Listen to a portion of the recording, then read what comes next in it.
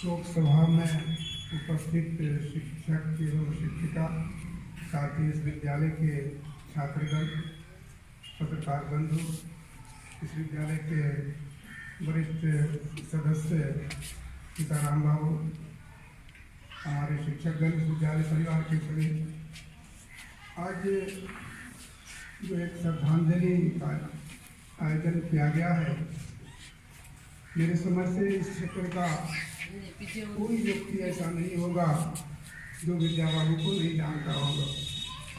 यह प्रकृति का नियम है कि जब कोई जन्म लेता है तो उसके लिए मृत्यु भी संभावी है।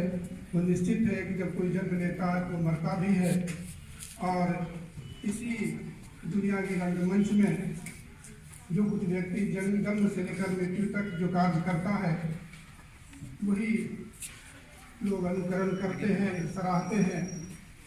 इसलिए विद्या बाबू का जो कार्यकाल रहा है इस विद्यालय में और इस विद्यालय से पूर्व के करीब 2-3 विद्यालयों में जो इनका योगदान रहा है वो सराहनीय रहा है।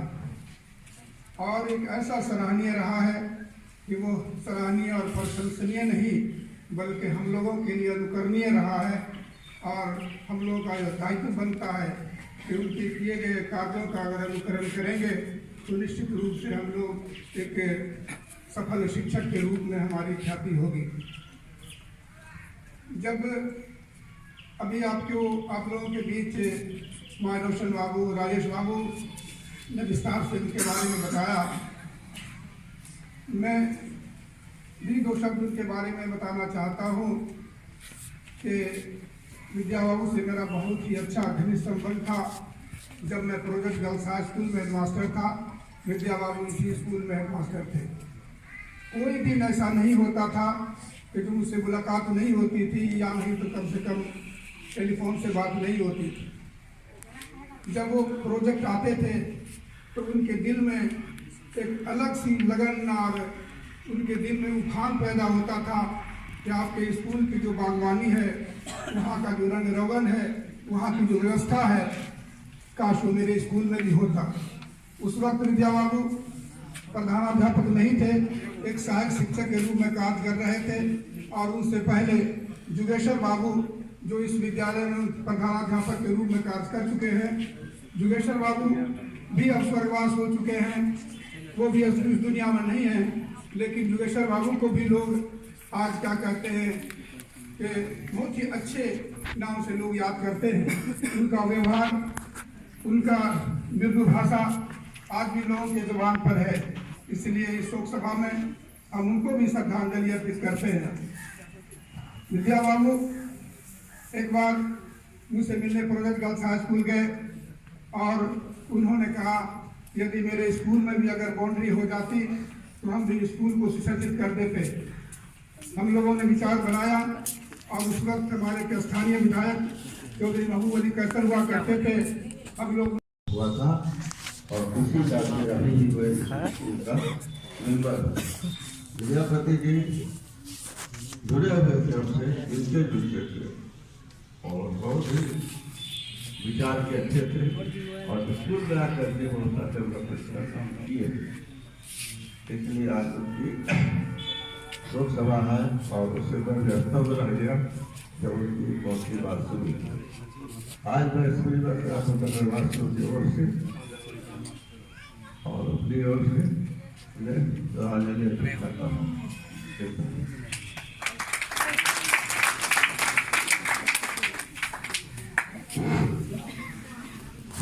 बहुत बहुत धन्यवाद सर।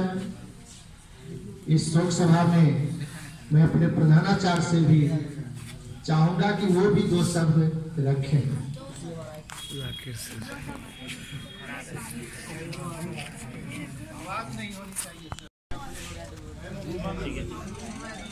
आज एक श्रद्धांजलि सभा रखा गया है।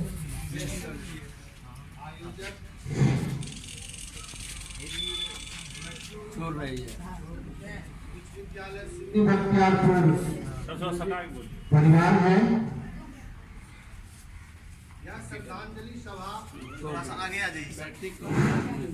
यह श्रद्धांजलि सभा इसलिए कि विद्यापति बाबू जो सोशल मीडिया के माध्यम से या प्रिंट मीडिया के माध्यम से या इलेक्ट्रॉनिक मीडिया के माध्यम से या जन जन के माध्यम से आप सुने होंगे कि 20 दिसंबर को अचानक विद्यापति बाबू इस दुनिया में नहीं रहे। इस विद्यालय के एक्स प्रिंसिपल थे, साथ ही विद्यापति बाबू जनता उच्च विद्यालय मानसी खगड़िया के भी एक्स प्रिंसिपल थे और साथ ही अमरपुर उच्च विद्यालय सहरसा के भी एक्स प्रिंसिपल रहे। वे जहां भी रहे विद्यालय को सुसज्जित किए, शिक्षार्थी, शिक्षक, अभिभावक का जो भी समस्या हुआ करता था सहज ही वो निपटा देते थे। आज पूरा उनके मृत्यु पर पूरा कोसी शोकाकुल रहा।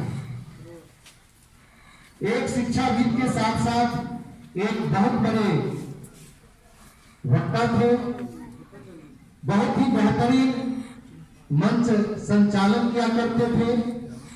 भाषा पर उनकी बहुत ही अच्छी पकड़ थी, खासकर संस्कृत और हिंदी। अगर आज मैं 2 शब्द आपके सामने रख रहा हूं तो वह सिर्फ और सिर्फ विद्यापति बाबू का दिन है। उनका जो व्यक्तित्व था, उनका जो विचार था, वह सराहनीय नहीं, वह हम सबों के लिए अनुकरणीय है।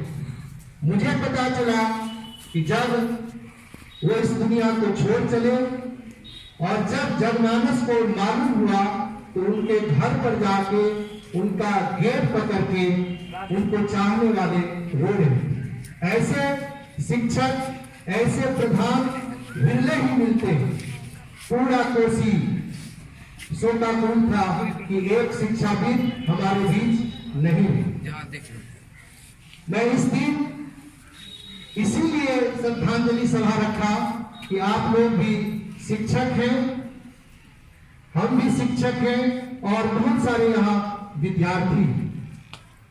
हम अगर उनके किए हुए मार्ग पर अगर थोड़ा सा भी चले तो हम लोग इस क्षेत्र में, इस कोसी में एक अच्छे शिक्षक के रूप में जाने जाएंगे।